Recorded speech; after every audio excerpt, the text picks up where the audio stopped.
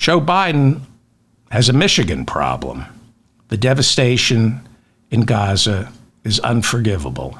And so is Joe Biden's embrace of Benjamin Netanyahu, whose ultra-right-wing ethno-nationalist government is waging total war on the Palestinian people. Biden warned him against a ground invasion, while at the same time promised more weapons for Israel, insisting they have a right to defend themselves. Now, unlike the first President Bush and his Secretary of State James Baker, who wanted to cut off Israel entirely until they came to the bargaining table on a two-state solution, Biden has always, going back to his days in the Senate, has always been strong on Israel, soft on the Palestinians. He never pushed too hard for a two-state solution. But now he's pushing for a two-state solution when it's too late.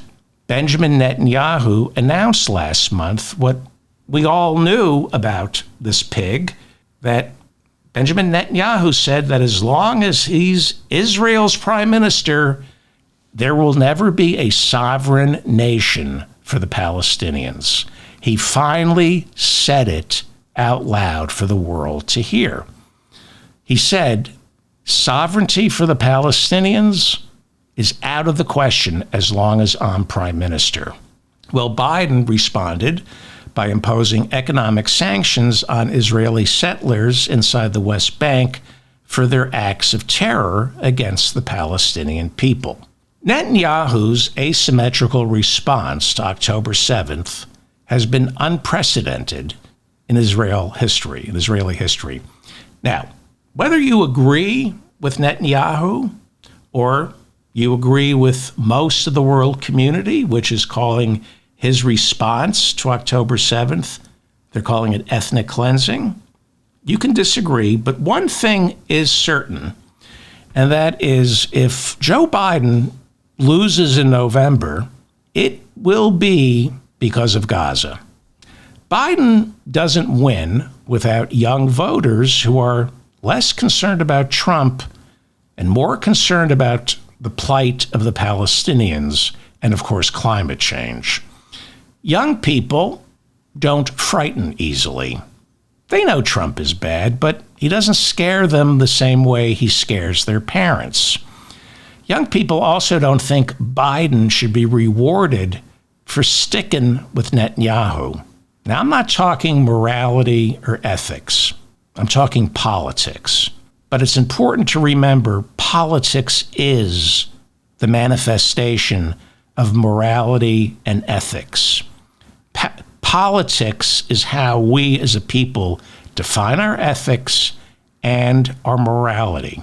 So I don't have a problem with talking about the political ramifications of Gaza. It's not tasteless. The devastation of Gaza is bad politics.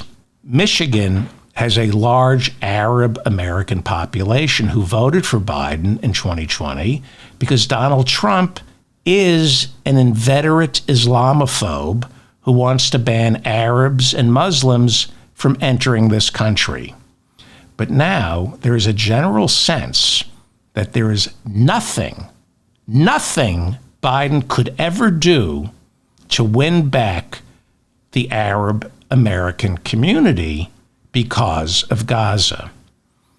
They won't vote for Trump, but they're going to stay home on Election Day. That seems to be the message.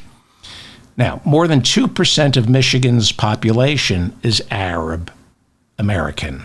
Biden knows this. On Thursday, he had his sharpest rebuke ever for Benjamin Netanyahu.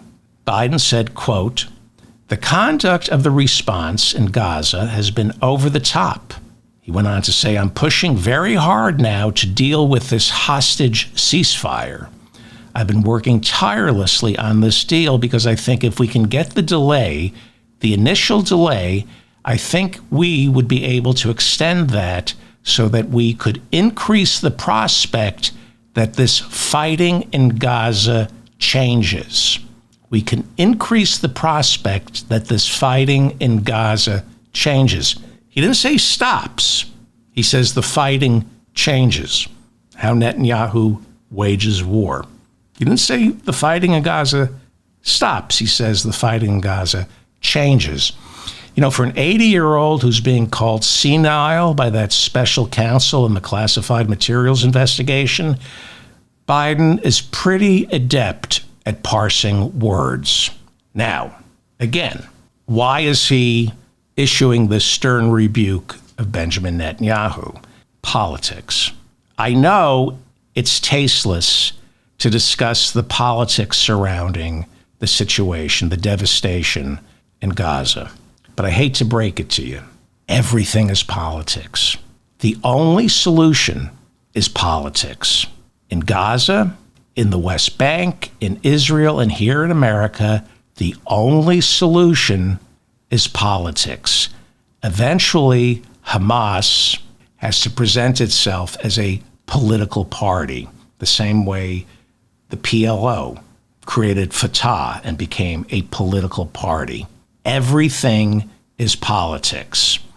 And when people protest, when they threaten to withhold their vote, the people in power in a democratic republic like ours, they react. When you withhold your vote, politicians panic. Now, Biden needs to win Michigan. He's scared. So I don't feel guilty talking about the politics of Gaza. Everything is political. Biden wants to survive. The Palestinians also want to survive. It's a different type of survival, obviously, but it's the way of the world. Everything is politics. Joe Biden needs to get reelected. I've been over this before. Joe Biden won 5 states that Hillary didn't.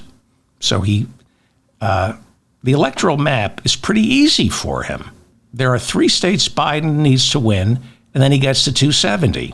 And those 3 states are Pennsylvania, Wisconsin, and Michigan. Hillary didn't win those 3 states.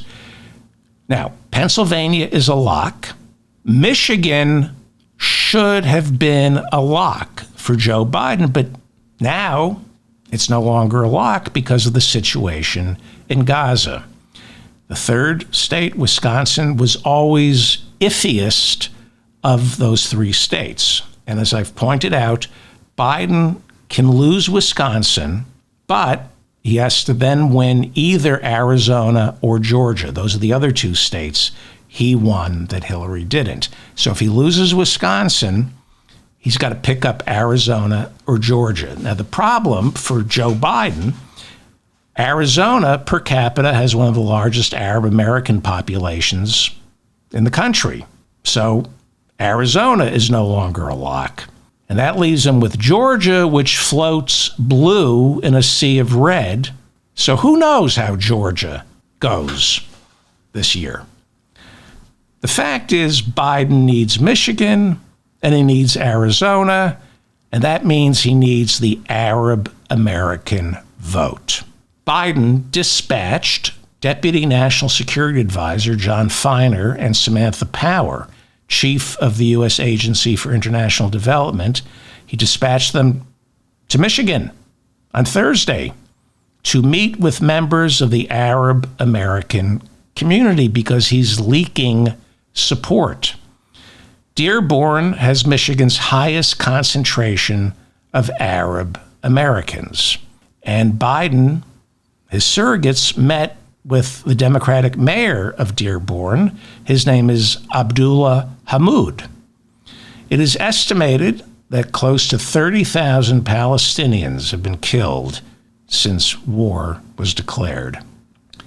Some Muslim and Arab residents of Michigan launched the Abandon Biden campaign. That's what they're calling it, the Abandon Biden campaign, pledging not to vote for him in the Michigan primary. Members of the Abandon Biden coalition refused to meet with Biden's representatives yesterday. In their statement explaining why, they wrote, quote, "Confronted with such egregious contempt for our lives and dignity, especially as demonstrated by the timing and context of the upcoming meeting, we categorically reject the farce of civility and diplomacy, unquote.